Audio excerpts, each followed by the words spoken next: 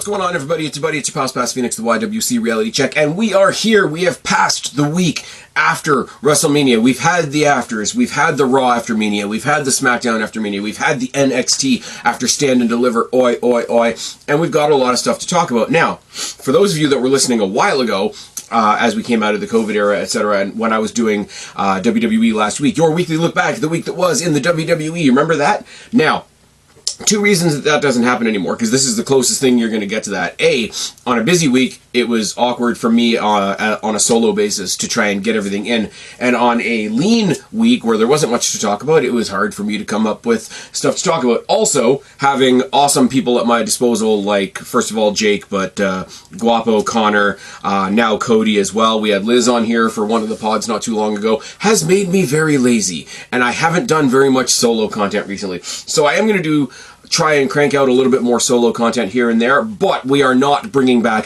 WWE last week. The only time that what I would have referred to as WWE last week is appropriate is the week after WrestleMania, because there is a lot to talk about, and it's dividing opinion, and super positive me that loved WrestleMania more than most people. I'm going to go, I had said the bookends, being Raw after Mania and Stand and Deliver, oi, oi, oi, were better than Mania in some respects, and I'm going to include SmackDown in that. Surprisingly, I'm not really going to include NXT in that for my sins, I suppose, but every show gave us something to talk about. I think everybody was just a little bit tired by the time we got to NXT, and I think everybody was rested by the time we got to SmackDown. So it is what it is. If you're listening to this on the Saturday that I released it, tune into Jake, Countdown Ended DeMarco, over on YouTube. After TNA Rebellion, we will be doing a live review of some description. It looks like a really good card. We previewed it not too long ago. It should be the last podcast in your feed right now.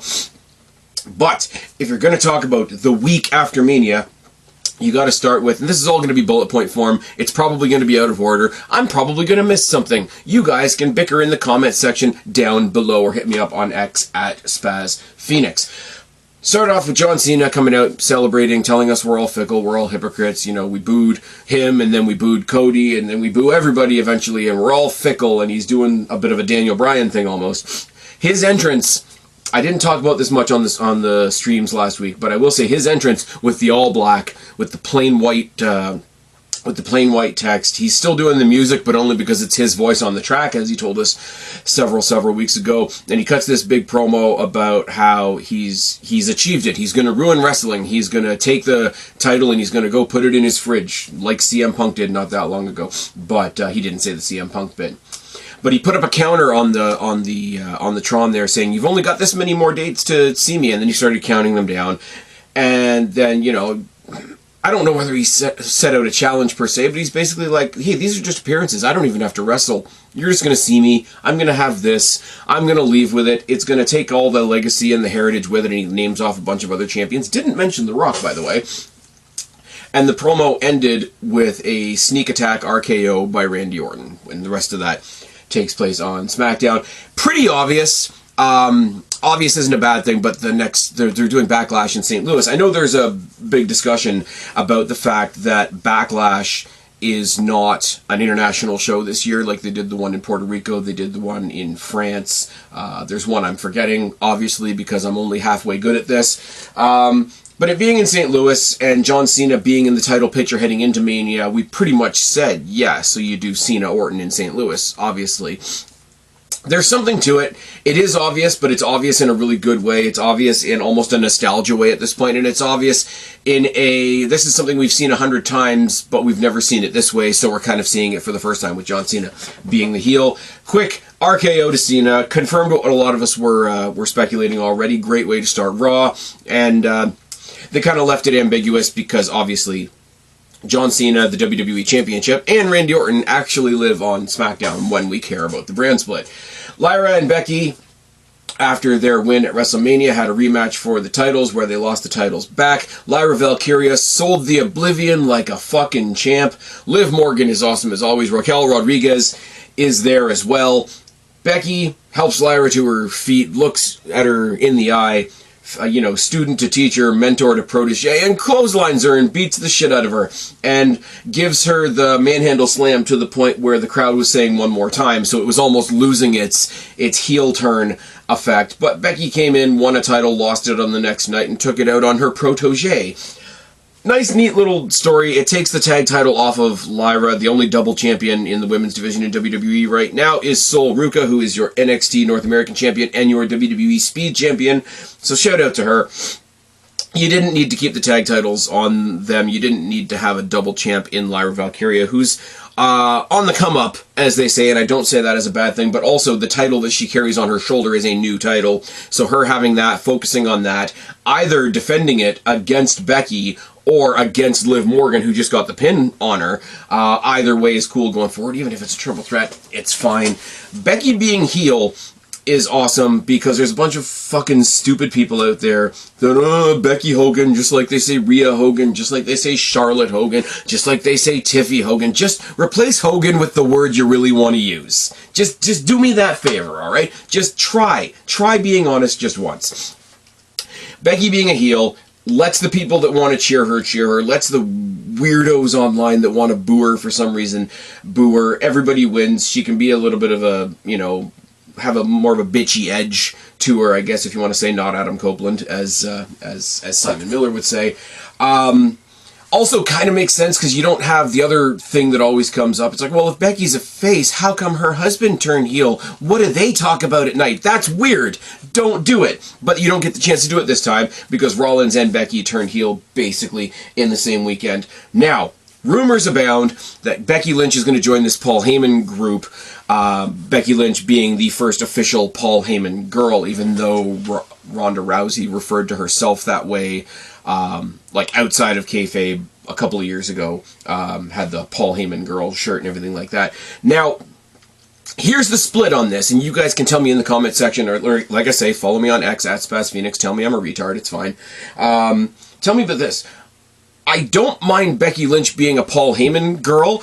I do think it's a bad idea to pair her up with Seth Rollins again. We saw them as a tag team one time, and for a couple that's married in real life, they don't have on-screen chemistry very well. It was very awkward. I like both of them. It pains my soul to say this, but the two of them as a tag team, granted they were going up against Baron Corbin and Lacey Evans, and that wasn't the best time creatively, but I don't necessarily think I want to see Becky in a group. We're happy to finally have Becky back. It's been speculated for months and months and months. Let her stand on her own 2 feet. Don't make her the fourth person in this group. I think the third and fourth person in that group should be A-Town Down Under, but nobody agrees with me, so it's fine. Becky's back on WrestleMania. Becky's heel on Raw. Orton's facing Cena. We're off to a good start.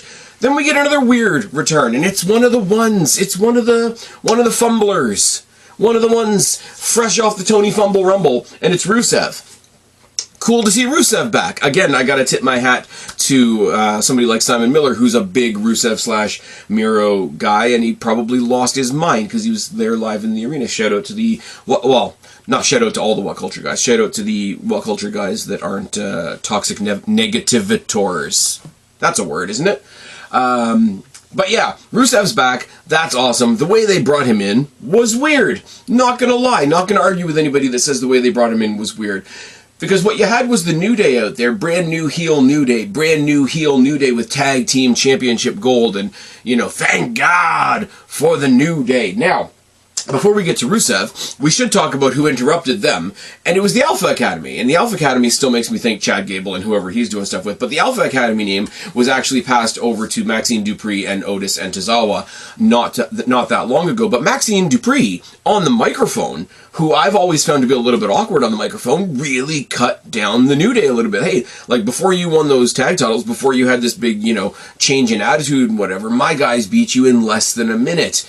Are you going to give us a tag team title shot, or are the Minutemen scared and all this type of thing? And I'm like, for what it is, like, they're a jobber team. I like them. I like Tozawa. I like Otis. I like Maxine Dupree more than most people. But it did make sense. Sorry, I can speak, I swear. It did make sense. Maxine Dupree came out 10 times better than I expect from her on the mic, which is cool. I want to see that going forward, rather than her in this weird ramshackle tag team with Natty that we don't need to talk about. But the match doesn't happen because the lights go out, everything goes dark, and everybody starts speculating. And we got some Def Rebel as hell music, but Rusev came out. New Day bail, Rusev, and the camera dies. That's always fun. Anyways, where was I? Tozawa and Otis come out. They answer the open, not even necessarily an open challenge, but really just they interrupt the New Day. And Maxine says her piece. I don't remember where exactly the camera cut out, so I'm going to get repetitive here. But Rusev came out, destroyed Tozawa, chucked him around like an empty tracksuit. New Day bailed, and Rusev put the accolade, or the game over, or whatever the hell we're going to call it, onto Otis, who, while being a joke kind of character, he is a big guy, and he has been involved in those, like, you know, big meaty men slapping man meat matches with guys like Ivar, guys like Bronson Reed, guys like Eric. I'm sure he'll mix it up with Jacob Fatu and Braun Strowman at some point. So, not a bad debut. Weird how they got there. New tag champs are celebrating. They get interrupted by a team that you would think would be a little bit of a joke. Maxine Dupree surprises us on the microphone. The match doesn't happen because Rusev's back and Rusev's attacking tag teams. For reasons. Happy to have Rusev back. Really, really weird way of bringing him back in. Not gonna lie, but it is what it is. Io Sky came out to celebrate and tell the crowd how much she appreciates them and how important it was, and she even gave a little bit of credit to Rhea and Bianca Belair as well. She is answered by, and this is definitely a Raw after Mania type thing. Oh, we're champions, we should all respect each other, and da-da-da-da. Stephanie Vacour from NXT comes in with her belt, gives Io her flowers, which is absolutely awesome. And she says, well, I am La Primera, I'm the best of the best, and I can only be the best by challenging myself against the best. And we get randomly Io Sky versus Stephanie Vacour on Raw. Fantastic match, really, really good. Some people say it went a bit long. I'm not going to argue with that, but also it's Stephanie Vacour and Io Sky. They could have wrestled for the rest of the show, and I wouldn't have minded. But it was interrupted in a kind of awesome way. It was interrupted by Roxanne Perez, who was going to be having a match with Stephanie Vacour the next night on NXT. Roxanne was joined by Julia, though, who's looking like $1 million, wrestling like $1 million, kind of seems like she's sidling up to Roxanne Perez a little bit.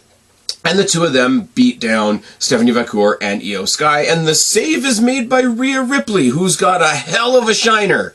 Let's just say that Rhea Ripley was out there looking like a badass, but she only had one half of her makeup done, and the other half was just shiner. So, if you want to flex, if you want to, ironically, metaphorically speaking, throw your dick out on the table and say, this is our women's division, horrible phrase, shouldn't have said it, Io Sky, Stephanie Vacour, Roxanne Perez, Julia, and Rhea Ripley in one segment doesn't scratch the surface of the women's division that you have. But it's a pretty good start, isn't it? Rhea Ripley looks like $1 million. She picks up the belt. There might be a confrontation between her and Io. There's a whole, like, we'll finish our story another day. She hands Io the belt. There's a sign of respect. They've maintained the whole Rhea Ripley has never defeated Io Sky thing, because, what was it, Io Sky pinned, I forget who Io Sky pinned. Did she pinned Ripley, or she pinned Bianca Belair, didn't she? That makes me smile. We'll talk about that later. Jay came out to celebrate. His celebration was cut off by Sami Zayn, who put him over, told him how much it hurt him to not be at WrestleMania, how much it hurt him to not be there for Jay while he was going through all the torturous stuff with Gunther and all that kind of thing. And he just comes out and boosts him up and celebrates him, and nobody deserves it more than you, da-da-da-da. And a couple of fans were like, well, Sammy, some people might say that you deserve it as much as Jay does. But he went up on the turnbuckle to celebrate again, and they stayed on this for a long time. They did some really deceptive camera work here. They stayed on him on the turnbuckle top for a long time with Sammy just looking at him, and everybody's going, because it's that kind of week where everybody's turning heel a little bit. Is Sammy going to turn on Jay? And then it doesn't happen, and then he goes up on the turnbuckle again, and he brings his brother out, Jimmy comes out to support his brother, and the three of them are there, and they're all feeling Usi, and there's Sammy Uso chants, because it's nice to see, we've gone to the point with the original Bloodline now that whenever they get back together, it's just a nice thing, like you don't really have to explain it anymore, which is awesome, which is what good storytelling gets you. Other people could learn from that. But there was a couple of moments where it's like, is Sammy going to turn on him? No, okay, they're actually not doing that. Sammy's just out there being a good dude. My thoughts on Sami Zayn are going to be the same for the next little while. I'm pretty damn sure Sami Zayn's winning the Rumble next year. So everything he does between here and there, it'll be important. We'll be along with him for the ride because it's Sami Zayn and he has that effect on everybody. But as long as we get to next January, and there's going to be a lot of negative conversation about next year's Rumble because it's in Saudi, and we know how people think about Saudi, and I'm not putting down any of those opinions. They're all perfectly valid. You know, sound off in the comment section below, or on X, at Spaz Phoenix, if you want. But there's a level of, it kind of takes the wind out of anything he does between here and there, because I already think he's doing that there. And then after that, I did the double down. I'm like, oh, they're not going to do this. Like, are they going to have Jimmy turn on Jay? Are they going to revisit that? Are the Uso brothers going to fight for the World Heavyweight Championship? And that didn't happen either. And surprisingly, after a couple of teases, WWE just gave you a nice moment. Now, the speculation is, now there's a lot of speculations of a lot of weird tag team matches coming up. Speculation is that Jey Uso's first title defense is going to be against Logan Paul. Everybody will freak out about that. Everybody will be over dramatic about it. Everybody will act like it's the end of wrestling. It won't be. It'll be a fun match. It's two characters that people have very strong opinions on, one way or the other. I still say, at some point, we are going to get the Paul brothers versus the Usos. So if we get that first, and then it turns into a title match later on down the line, I'm okay with that. And if it's a title match that ends in disqualification because Jake Paul gets involved in whatever and Jimmy has to settle the score and all that kind of thing, cool as well. But unpopular as it's going to be, you know, me with an unpopular opinion, who knew? Unpopular as it may be, I want to see the Pauls versus the Usos. I don't know anything about Jake Paul other than he's Logan Paul's brother, realistically. So I want to see what he looks like in the ring, full stop. We know what his brother can do. But it's a match I want to see. It doesn't have to be on pay-per-view. It can be on a Saturday night's main event. It can be on a random episode of Raw or SmackDown. They don't really do special episodes of Raw and SmackDown anymore. They save those for NXT, because NXT is where the best wrestle. But really do want to see that tag match at some point, if for no other reason then a lot of people will bitch about it. It's kind of like I said, if I want, you know, if it wasn't just NXT, if it was WWE and TNA working together on a pay-per-view, I would want to see Tessa Blanchard versus Charlotte Flair, because all the right people in the world would melt, and those of us that are normal would say, yeah, that's probably going to be a good match, even if it's not my cup of tea. Moving swiftly on, Jay just finished celebrating, so coming back from the commercial break, what do we see? We see Gunther beating up commentators. Yay! Smacked around Michael Cole a little bit. A lot of people made Heidenreich jokes, and that's fair. Pat McAfee being the actual athletic, imposing one out of the two of them, who's actually had some matches in WWE. I mean, Michael Cole's had one, to be fair. He gets in there, he tries to defend Michael Cole, and he ends up getting choked out.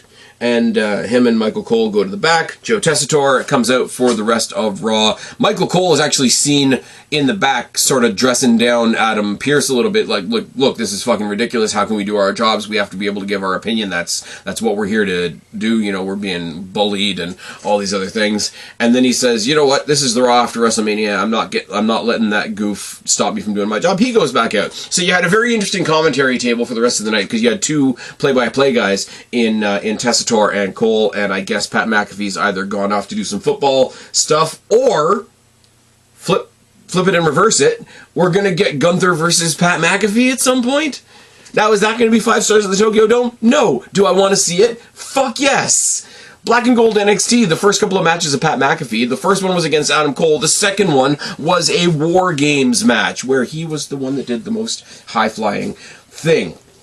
Now, the next headline is JD McDonough is healthy and cleared and able to be back in WWE. He made his return on Raw. Now, how do we couch that? How do we write it into the storyline?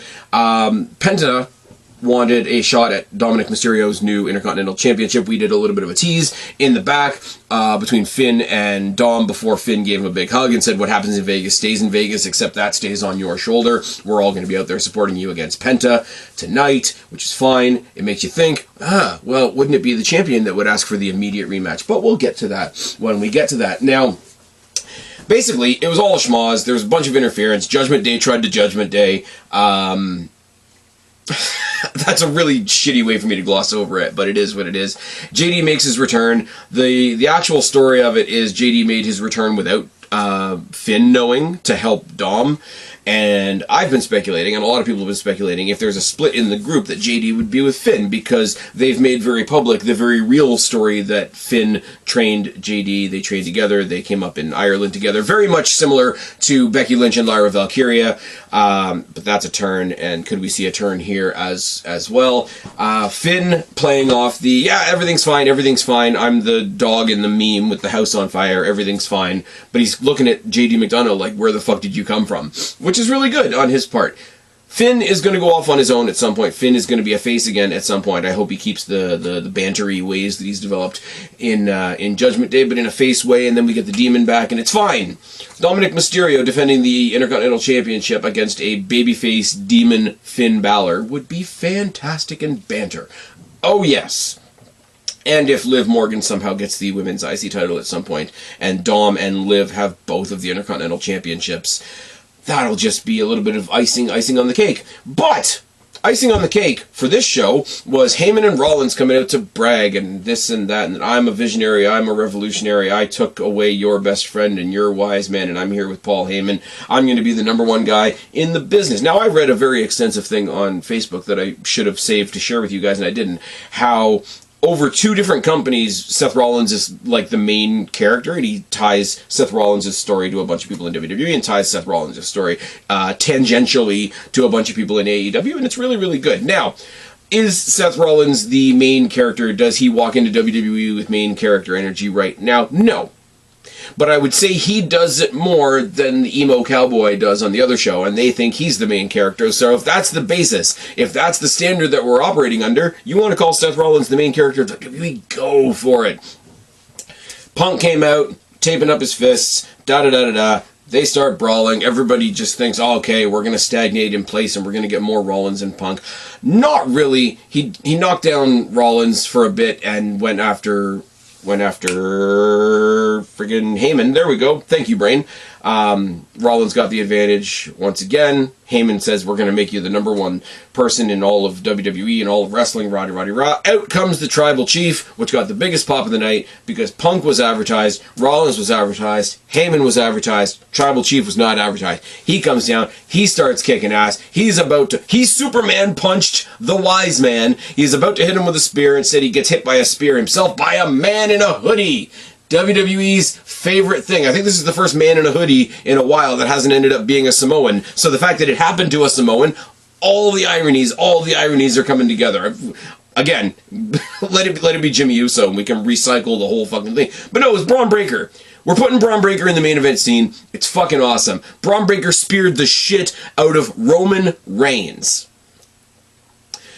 And he speared the shit out of CM Punk as well. Now, all due respect to Cody Rhodes, CM Punk, as far as controversy, conversation, headlines, etc., is the biggest win. CM Punk coming back to the WWE from the Mud Show is the biggest win that WWE has had. Now, very, very close second is Cody Rhodes, one of the guys that created AEW and knows that WWE is the better option. But CM Punk is the best, in my personal opinion. So what you've done is the biggest blue chip that WWE has right now, speared out of his boots. Roman Reigns, who ruled WWE from COVID onwards, speared out of his boots at the hands of Braun Breaker, who at the beginning of last year was still in NXT.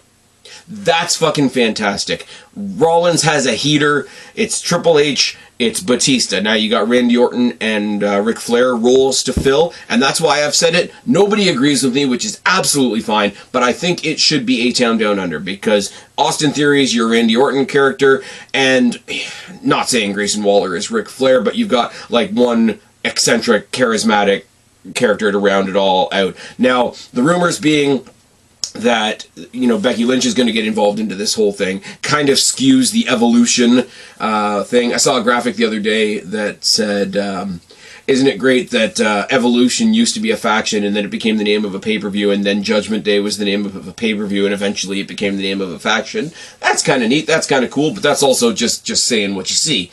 Raw was really good. Raw was really good. It's where I kind of solidified my Raw after Mania, and Stand and Deliver Oi Oi Oi may have been better bookmarks than WrestleMania itself. Still don't know if I 100% believe that, but there's a strong case to be made. NXT, I'll be the first one to say it, was a little bit of a letdown, a little bit of a wet fart. They were still in Vegas. The building they were in, the way it was set up, the way it was filmed, felt very small. It just did. I know that it's a theater, so all the fans were at one end and they were shooting sideways, so you got like whatever was happening in the ring and like 2 rows of fans. It felt very small, and it's the only time that I'll really say that a gigantic stage, because the way they had the stage set up on that theater, because they used the entire theater stage as the entranceway, the stage looked great. The stage would have looked great in a bigger building with a bigger crowd or a better shot crowd and whatever. These are nitpicks, but I say what I see, right?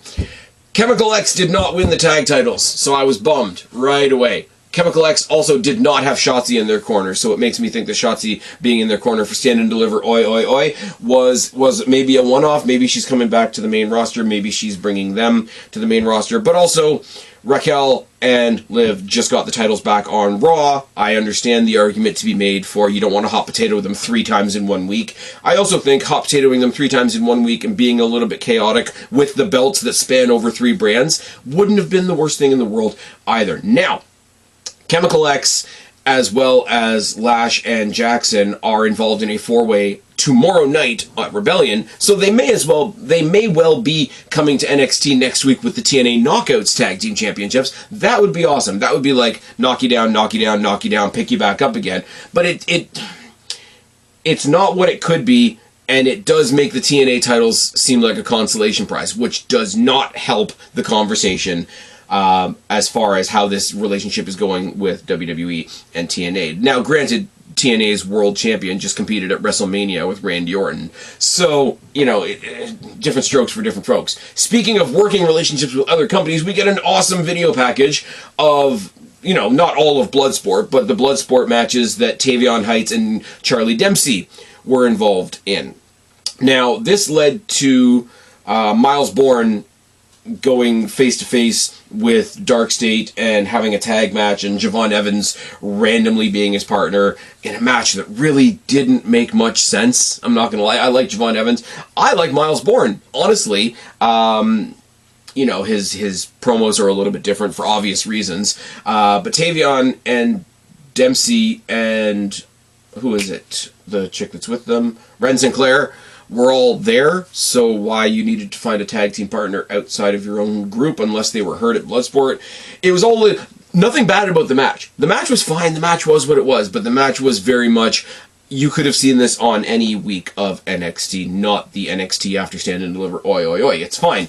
But what we did have was Penn and Teller at WrestleMania weekend made Lexis King's Heritage Cup trophy disappear, and then they made him come to NXT and said, we'll give you your cup back if you defend it tonight against a mystery opponent. Now, I understand people don't like the Heritage Cup. I understand the people that were saying, if they're doing a magic thing, like a cross-promotional thing with Penn and Teller, why don't they just bring it back as a belt? And I'm not crazy about that, but I wouldn't have minded it. But the whole, a bunch of magicians blackmailed you into defending your belt, it doesn't make anybody look good, realistically speaking. I don't care, though, because the opponent, the challenger for the Heritage Cup, was Noam Dar. Noam Dar has finally returned back to the company. Kind of weird that Metaphor wasn't with him. We know Aura Mensa's in Evolve, and we know the girls are getting ready for their tag title shot tomorrow night in TNA, so there's reasons for them not to be there, but there's not really reasons for them not to be there. Noam Dar put the Metaphor together. Would have loved to see them with him. Again, nitpicky things, but a lot of stuff on this show didn't really jive. Noam Dar winning the Heritage Cup did jive, though. And I said this on Jake's stream, and I'll reiterate it again here. The Heritage Cup, when they brought it up in NXT UK, was proper. It was treated seriously. It was this very competitive, strategic, chess match of a wrestling match type of idea. And I really like that. And it's in where WWE gets accused of being a lot of sports entertainment, a lot of funny haha and all that kind of thing. A title that would have been taken a little bit more seriously, been treated a little bit more sports-like, kind of like the ROH Pure title was when it was being handled by TNA. I didn't mind it in the slightest, but I will say, now that NXT UK doesn't exist anymore and the Cup has become part of NXT proper, there's only one person that has carried that carried that cup, I should say, Freudian slip there, carried that cup in a way where he thought it was important. Him carrying the cup made it important, and therefore made me think that the cup was important, and that was Noam Dar, and he's got it back. So if the title depends on who's holding it, it doesn't say very much for the title, but Noam Dar is the guy that should have it. Noam Dar is the guy that does have it. Noam Dar is back from his injuries and all that kind of thing, and he's back on the active roster, and he's back on my TV. Sorry, guys. It's a net win, but it was still presented very, very weirdly. Now, Trick Williams and Obafemi had a promo off backstage. Trick still wants another title shot. They were interrupted by Joe Hendry. There was a bit of a shoving match because Trick wanted to get in Joe Hendry's face. Joe Hendry looked like he was out there to challenge Obafemi to a champions versus champions match at some point, but, you know, he might not be the champion very much longer on Sunday. But he gets in Trick's face, and Trick tosses him out, and Joe tosses Trick out, and then the champions stare off at each other. This was an opportunity for them to just say, hey, Rebellion is on Sunday, which is fine, and they sent their champion over to do it, and their champion's interacting with our champion, so it's a whole bunch of cross-promotional stuff that is fine, but didn't set the world on fire like him showing up at WrestleMania. Where are we going to next? Oh yeah, Chase U's coming back. We got a little video package of Andre Chase going back to the classroom, opening up the what the fuck do you call it? The briefcase, the teacher's satchel, whatever. Big Chase U sweater in there. He basically looks at the camera, does the whole. They use the Chase U logo as the censoring bit, like they used to do. And he says, "We're fucking back." Stephanie Vacour and Roxanne Perez fought for the NXT Women's Championship, and I feel really bad saying this. The match was fantastic, and I didn't care because I don't know what they're doing with Roxanne Perez, because they keep teasing her call up to the point where it's not even funny anymore, to the point where you can't really think about anything anymore. Stephanie Vacour solidifies herself as if she didn't do it at Sin and deliver oi oi oi by beating Roxanne Perez, who was the long-running champion before her. Cool if this is Roxanne Perez's last hurrah, whatever the case may be. Afterwards, music hits, Julia comes out, Julia stares down Stephanie. That's the match that we could have had at Stand and Deliver if we hadn't made it a four-way, and Jordan Grace is watching from the balcony in a way that wasn't even lit, and half the people watching didn't even recognize that she was there. So, they presented Julia as a brand new challenger to Stephanie, as if Julia was somebody that just showed up on the roster, like would happen at a NXT after Stand and Deliver. But she's not new, and I think they presented her in a way where they wanted us to think, oh my god, it's Julia, but Julia's been here. Julia's been a champion already. So it all fell a bit flat. Now, the story going forward is going to be Steph, Julia, and Grace fighting over that title in various combinations, I would assume, unless one of them gets called up early or gets like fast-tracked to the main roster, which will all be great in the future. But this show, if it was a regular episode of NXT, I would have said, wow, that was an above-average episode of NXT. For the standard, as I've been saying the whole time, of this is the blank after blank, Raw after Mania, NXT after Stand and Deliver, SmackDown after Mania. In those terms, it kind of fell flat. Joe Hendry made an appearance. We saw some Bloodsport footage. Noam Dar came back, which is awesome. Genuinely happy for that guy. Stephanie retained. The tag champions retained. Magicians stole Lexis King's trophy. It wasn't a great NXT. But before we get into SmackDown, I want to talk about the pay-per-view schedule going forward, because like I said in the beginning, I think I did 3 or 4 takes of the beginning of this pod. You'll have to forgive me. Backlash in St. Louis, cool. That's going to be built around the fact that it's Randy Orton's hometown and he's going up against John Cena, and they're renewing this old rivalry that will never die, except John Cena's retiring in a couple of months. It's going to be a lot of fun.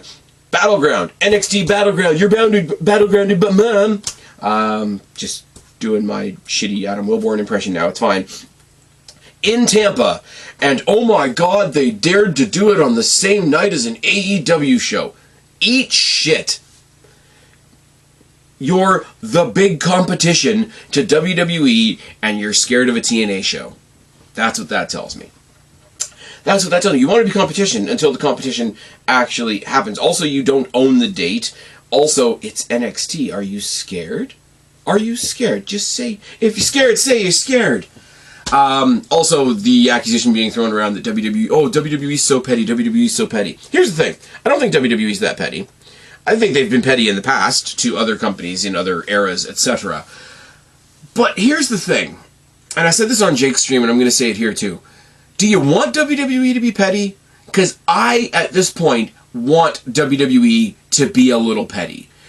Do you know what WWE could do to you if they wanted to? If they wanted to. And I'm sorry to say this, and I'm speaking in grandiose terms, but right now, AEW and ROH, but I mean, like, ROH is basically AEW Junior at this point right now. If WWE was petty, you wouldn't be here. On a grand stage, on a world, or sorry, not a worldwide, but on the grand pro wrestling in North America stage, you exist by the grace of WWE not being petty, resisting the urge to be petty, resisting the temptation to be petty that you have created. God, I wish they were as petty as people accuse them of being. It would be hysterical. Speaking of which, we're going to double down in California. We're going to get Worlds Collide, co-hosted by NXT and AAA in the midday afternoon, and then later on that night in the Intuit Dome, where they did the first Raw on Netflix. They're doing Money in the Bank the same day. That's going to be a really, really fun day. Then we move to the historic first two-night SummerSlam in New Jersey. It's going to be 2 nights. They're going to try and make it Mini-Mania, which is going to be a lot of fun. I think some way, somehow, you get us to Cody Rhodes versus John Cena versus CM Punk in the main event of that show, but that's just me. Then we've got Clash in Paris, which has brought up a whole bunch of, oh my god, how dare they tour around the world. AEW invented touring around the world. No, they didn't. And again, you don't own the calendar. Moving swiftly on. Here's one that's going to piss off just about me and nobody else because I'm getting really granular on my NXT shit. They brought back the Worlds Collide name, and I said, what happens if they bring back the TakeOver branding? And they've done it, but they've given it to the main roster. WWE TakeOver Perth. Respectfully, fuck off. Give us TakeOver back, but that's fine. And then War Games in San Diego. The only really notable thing about that is War Games is taking place on a baseball field in San Diego. Now, for my sins, I went to Elimination Chamber. They put the chamber in the dome. What's the dome? It's a ball field. It's a ball stadium. They did not fill the Sky Dome, folks. They did not fill it by half. And I hate to say that, but I gotta be honest with you guys, right? War Games is a very similar structural thing like the Elimination Chamber.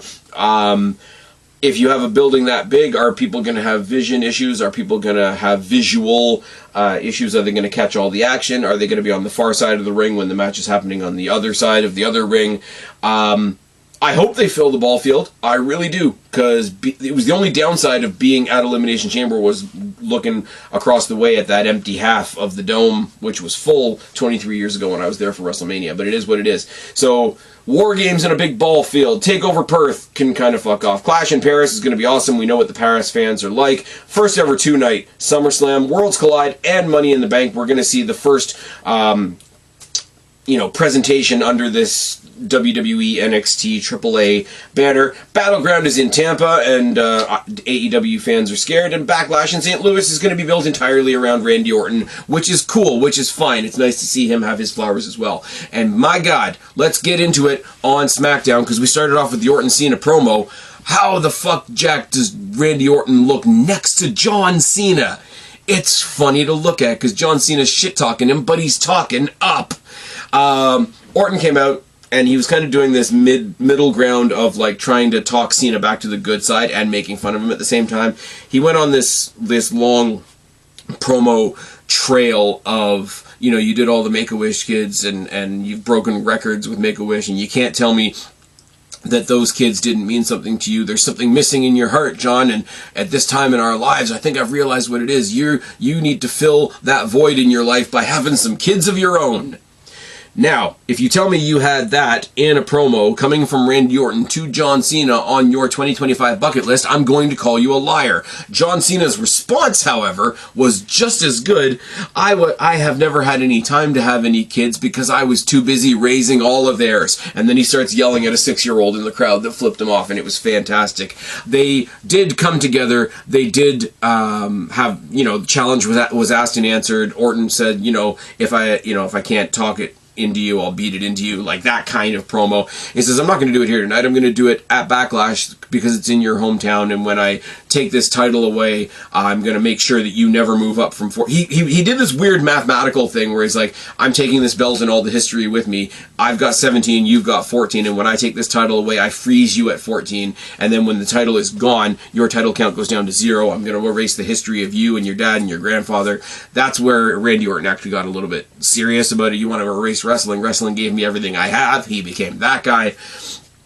Really, really cool. Really, really good. Not to say that Randy Orton and John Cena don't have long-term history, but in the short term, they haven't crossed paths in years, and they've thrown this together in 5 days. How good is it going to be by the time we get to St. Louis? Awesome start. Then we get a video package on Fraxium, and they drop it on us like it's any other normal thing. Hey, Fraxium, the record-breaking NXT Tag Team Champions, have now been acquired by Nick Aldis. They're a part of SmackDown. We're happy to see them. They're going to debut next.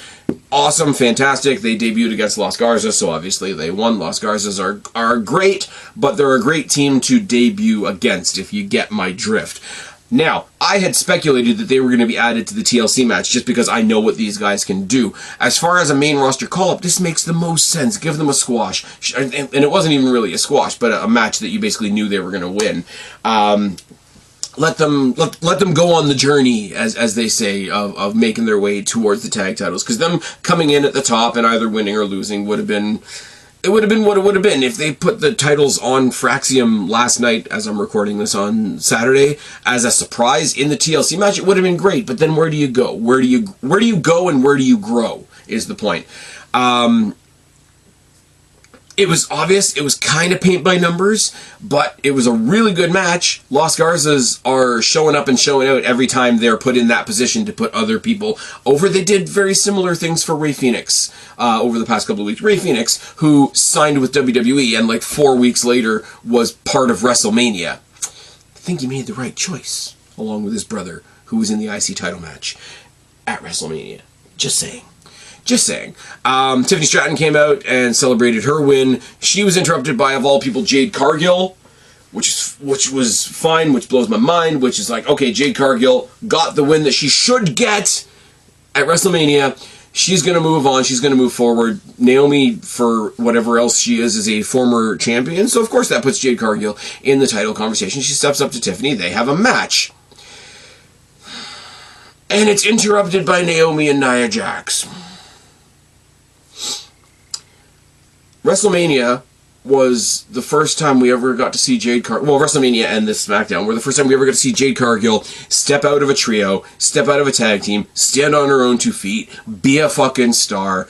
Now she's stepped up to a champion. She wants to prove herself against the champion. So we bring out the one that she's been linked to for however long that she's already beaten, who should not be a part of the story anymore. Ditto for Tiffany Stratton and Nia Jax. Forward. We're supposed to be moving forward. WrestleMania is a season finale. The Raws and SmackDowns after WrestleMania are supposed to be a season premiere. New ventures, new journeys, new adventures, new challengers, new feuds, new stories. No. Cargill and Tiffany are too over. We have to put over Naomi and Nia Jax, and Jesus Christ, the horrible, horrible Fez press and the phantom punches from Naomi. Now, I will say, as somebody who shits on AEW a lot, I go back to those early clips of the Dark Order and the Creepers beating up Dusty Rhodes, or Dustin Rhodes, I should say, and he's just punching the mat. This was worse. You're not allowed to say that for reasons, but this was worse. She looked like she was dry shagging her in the ring, but not a single punch hit, and Nia Jax is Nia Jax. Nia Jax is getting a lot of flack for the roast because people don't know what a fucking roast is. This this whole segment grabbed failure from the jaws of victory. That's what you anti-booked this. This was, I want good things for Jade Cargill. I'm happy that Tiffany's the champion, but I want good things for Jade Cargill.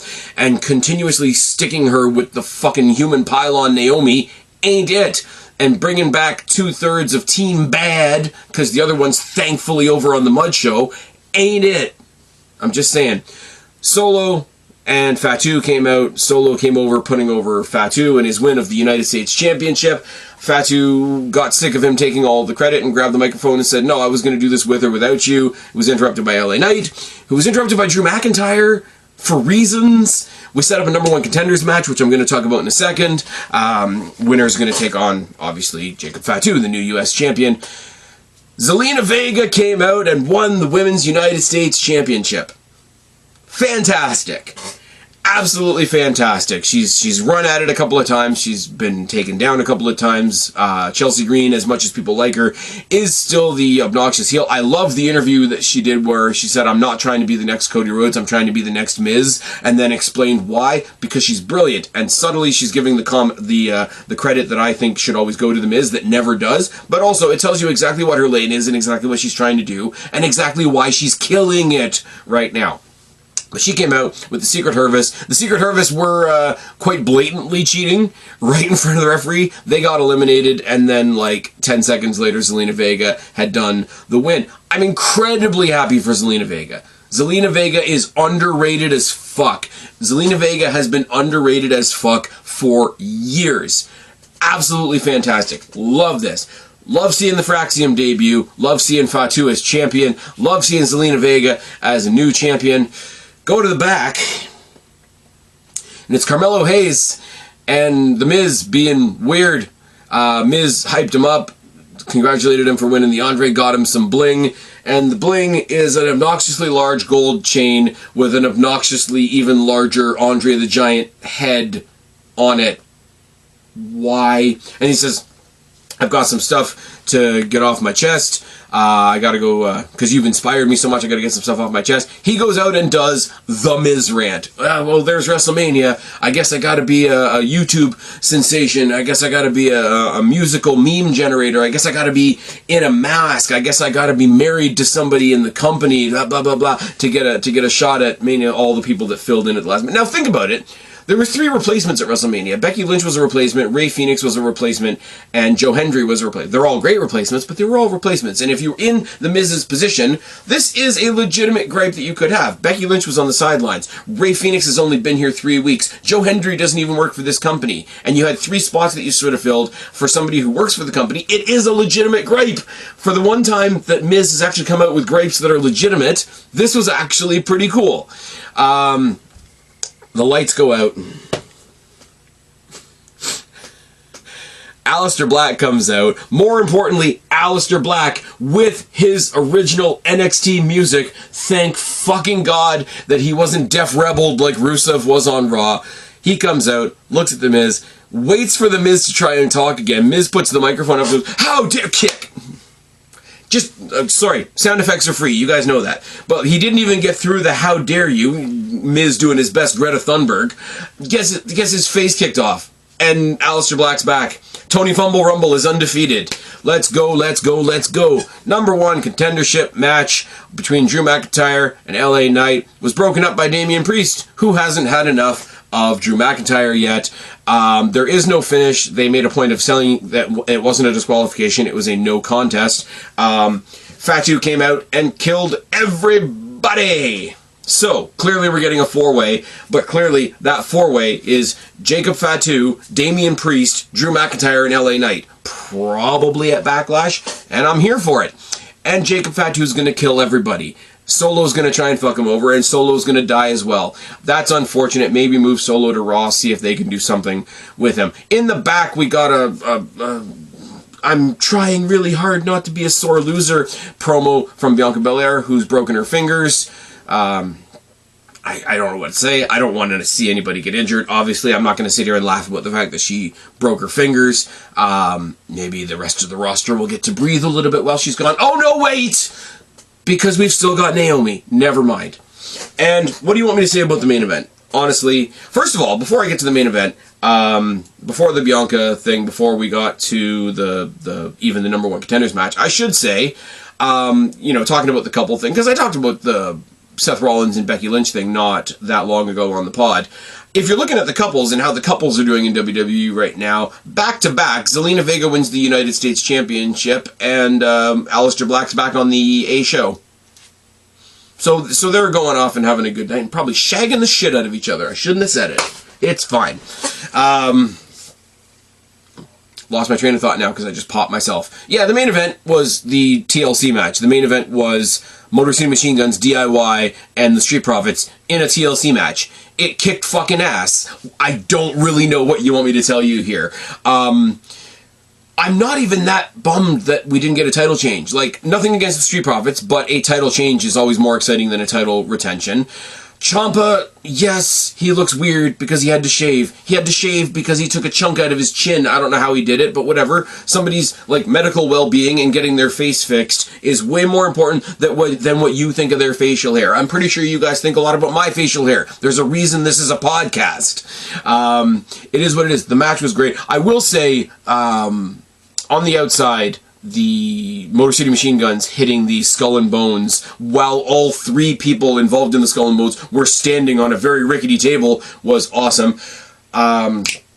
Montez Ford, Angelo Dawkins doing the spear off the ladder through the person hanging off the ladder, a la Edge and Jeff Hardy, was great with the addition of a table because it looked like the fall was ugly and that made it better. The match, it was just a fantastic match. It was way more than you would expect on a weekly episode of SmackDown, but this wasn't a regular episode of SmackDown. This was the SmackDown after Mania, and that meant something. So we got a lot of highlights. We got a lot of highlights out of this. We got a lot of highlights out of this week. A lot of lowlights as well. But if I may be repetitive and be a little bit redundant, I'm going to go over what I think are the high points. We're getting Orton versus Cena. Becky turned heel. Rusev returned. We had a bunch of NXT representation on Raw. Sami Zayn returned. Sami Zayn and Jimmy did not turn on Jay. Gunther might have a feud with Pat McAfee now, which is weird. JD McDonough is medically cleared and ready to be back in WWE, which is awesome. They've added Braun Breaker to the main event scene on Raw, which is great. NXT showing Bloodsport stuff is always good. Noam Dar has also been medically cleared to come back to WWE. Happy for that guy. Seeing Joe Hendry on NXT is never a bad thing. Kind of a guilty pleasure of mine. Chase U being back is great. NXT's women's division, brackets general, is kicking ass. We got all kinds of pay-per-views to look forward to. Fraxium are now on the main roster. Jacob Fatu is an amazing U.S. champion. Zelina Vega wins the United States Championship. Aleister Black returns to the company. Miz and Carmelo are still doing weird stuff. The U.S. men's title scene is kicking ass more than it typically did. And the sneakily, whisper it very quietly before they scare it away, the SmackDown Tag Team division is going to kick ass as well, especially with the addition of Fraxium and the match we got in this week's main event. So, question is, as a whole, are the afters better than the pay-per-views? It's still up for debate. Raw and SmackDown after Mania gave us a lot. Gave me a lot, specifically, but also WrestleMania gave me a lot in ways that weren't always necessarily exciting. Stand and Deliver Oi Oi Oi was head and shoulders above the NXT after Stand and Deliver. So I think it's all a score draw. We've got 6 shows over 5 nights, and we finally reached the end of the gigantic haze that is WrestleMania season. We're moving forward, moving onward, we're moving upward. We got lots of things to look forward to. There's going to be lots of stuff on this channel. There's going to be lots of stuff over on Jake's channel where we're doing the streams and whatnot, and you never know who's going to show up there. Thank you guys for listening. Thank you guys for joining. If you guys are watching this on YouTube or listening on Spotify, I would love to build up my numbers a little bit more on Rumble. If you want to go check me out there, Rumble's great, and they don't censor you nearly as much as YouTube does. That's a weird way for me to end a podcast. But this has been the Raw after WrestleMania, the NXT after Stand and Deliver Oi Oi Oi, and the SmackDown after WrestleMania. I've been Spaz, your YWC Reality Check. Subscribe up there, talk on there, start a conversation, keep all of these conversations going. Don't be a stranger. I'll talk to each and every last one of you later, but for right now, I am tagging out. Bye, guys.